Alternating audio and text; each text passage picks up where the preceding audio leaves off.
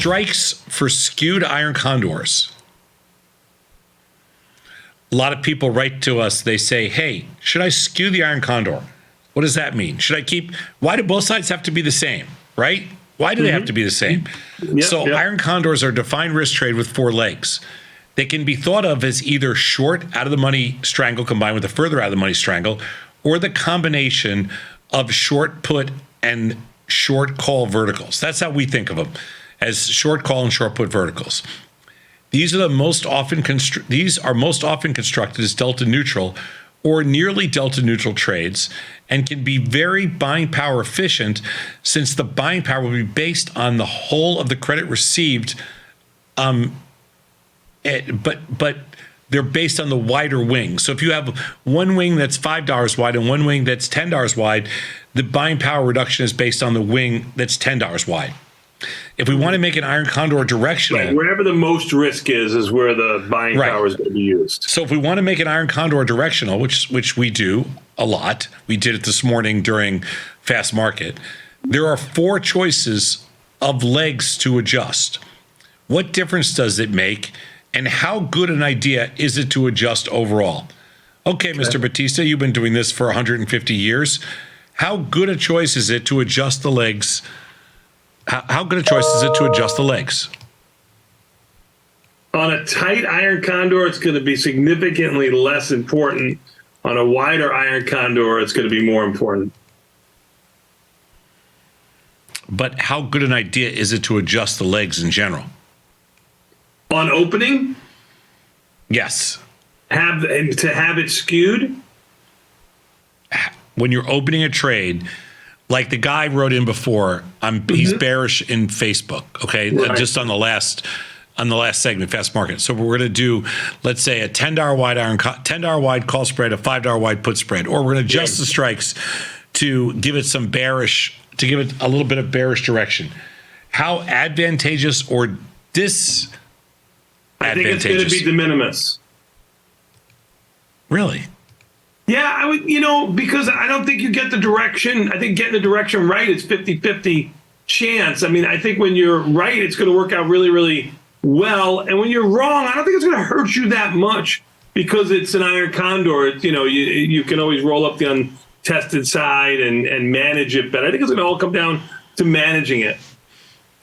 I mean, if we agree that direction is 50-50, then it's like a coin flip. I mean, on paper, direction's 50-50, but if you're trading, it's 90-10 against you.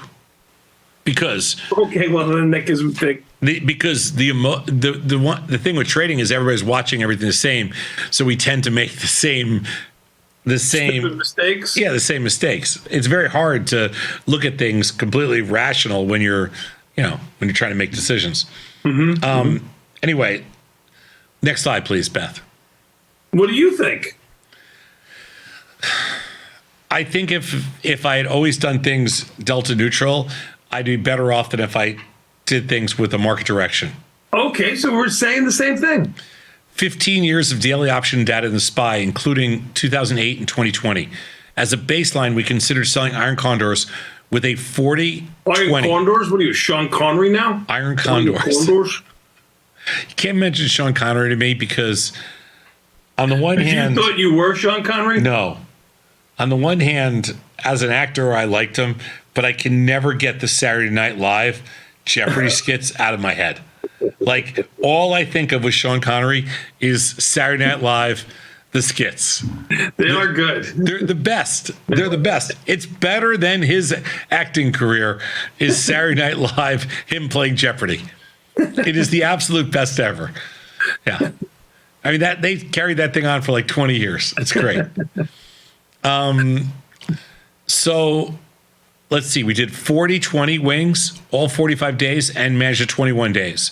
We compared all the ways to make this trade plus or minus 10 deltas. Okay? So we moved only one strike. But here we've never done this study before, so you got to understand this because it's complicated. Sure. So what we're saying is, okay, we're gonna think of iron condors as being completely neutral, but now we're gonna move them by 10 deltas.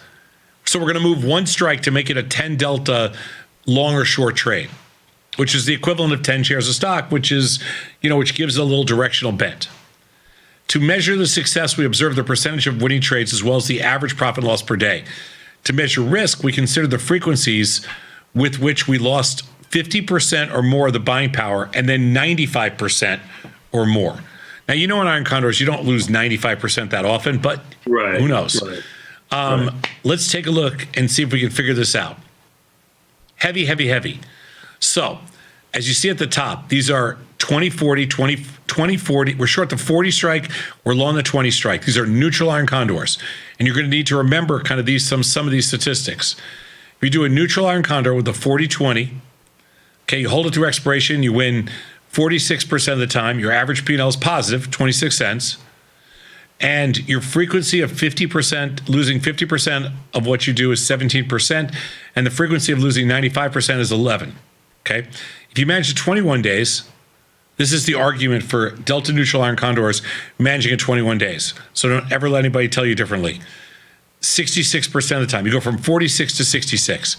Your average P&L per day goes up to from 26 to 33. The argument, of course, it's a very solid argument for managing in 21 days. Your 50% loser frequency goes down to 3%, and your 95% loser frequency basically goes to zero. It's 99.9% of the time you will not hit that 95% loser frequency. So the next time somebody asks you, should I manage my iron condor at 21 days? The answer is yes. 95% of the time. 100% of the time. I know, I'm just teasing you. Okay, so if we go to the next slide. Now, we are going to move the iron condor by 10 deltas. You see that at the top? Mm-hmm. We're going to take it to expiration. We're going to go plus 10 deltas. And so we're doing it by adjusting a lot of different things. So you can move the 20 delta long put to 10, or you can move the 50 delta short. You can move the 40 delta short put to 50, right? Sure. Or you can move the 40 delta short. You're picking up the 10 deltas some way. You're picking up 10 deltas some way. Right. So you're moving any one of the options by one strike, by 10 deltas. That's all it is. Right. So at expiration, the win percentage is actually better than it was for the straight iron condor. The average P&L was significantly better. Okay. Now remember, this is from 2005 to 2020. This is a bull market. But in a bull market, if you gave yourself 10 deltas, you basically improved your win percentage by a lot. You doubled or tripled your average P&L per day. You reduced the frequency of a 50% loser, and you reduced the frequency of a 95% loser. So if you want to play a bull market in a bull market, you did better. Yeah, no kidding, of course. Okay, let's go to the next slide. Now, this is long 10 deltas at 21 days to expiration. You killed it. You took no CVAR risk. Look at that outlier risk, zero, basically 0.1. You took almost no 50% loser risk because it just got down to under 5%.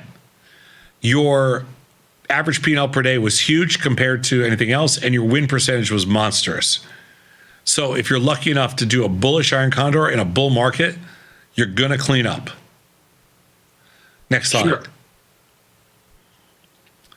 But if you do a bearish iron condor in a bull market, no matter what you do, you lose money. Yeah. And your frequency of a 50% loser is really high, and your frequency of a 95% loser is super high. Yeah. But everything on this board is ugly. Now remember, it's ugly because it's all ugly because you're playing the downside and it's an up market. But you don't know if the market's going to be up or down. But if you're bullish and you play it right, you're going to kill it.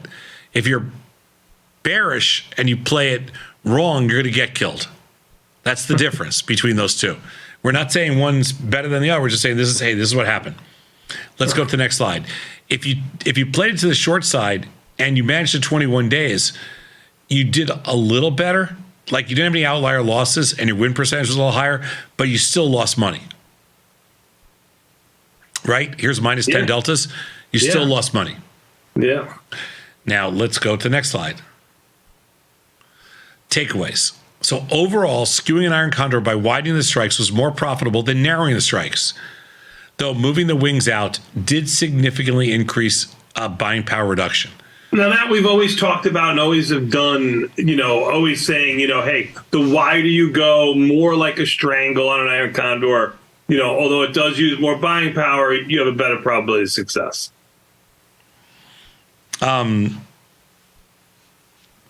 That's nothing new. In the whole data set, February 2020 contained the only instances of managed trades losing 95% or more of their buying power. For that cycle, no matter what strikes you picked, the trade was a loser. Okay, now that's pretty compelling because that's 1 month out of many. So, you talk about being mechanical with your iron condors and not just setting them and forgetting them. That's very compelling. For a skewed iron condor, just remember, being directionally correct was more important than we previously observed for strangles. A strangle might be skewed just to take advantage of the rich put premium, but having to buy the wings means selling that skewed iron condor means that selling skewed iron condors you really have a directional bias. Should be reserved for times when you have a strong directional bias. Exactly. Right. And then lastly, whether or not they're good trades overall, managing early drastically reduced the number of losers, and it increased the percentage of winning trades, and it drastically reduced the number of outlier losers. So the whole key here is, just like everything else, manage early, you eliminate your outlier risk, and if you want to be directional, go for it. Just be right.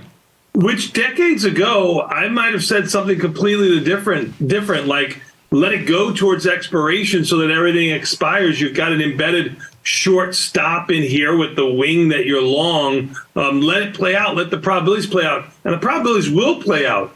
The problem is you're not profitable. You basically break even. Or slight loser, slight winner. Here you're managing trades. I think it's the key to what everybody's looking for in trading. I like it. Let's take a quick 90-second break. We'll come back. Something else you're going to like, Mr. Sosnoff, is Mr. Scott Sheridan from Tasty Trade World Headquarters, who's going to take your phone calls. 855-238-2789 or 855-BE-TASTY. Give us a buzz. We'll be back in 90 seconds.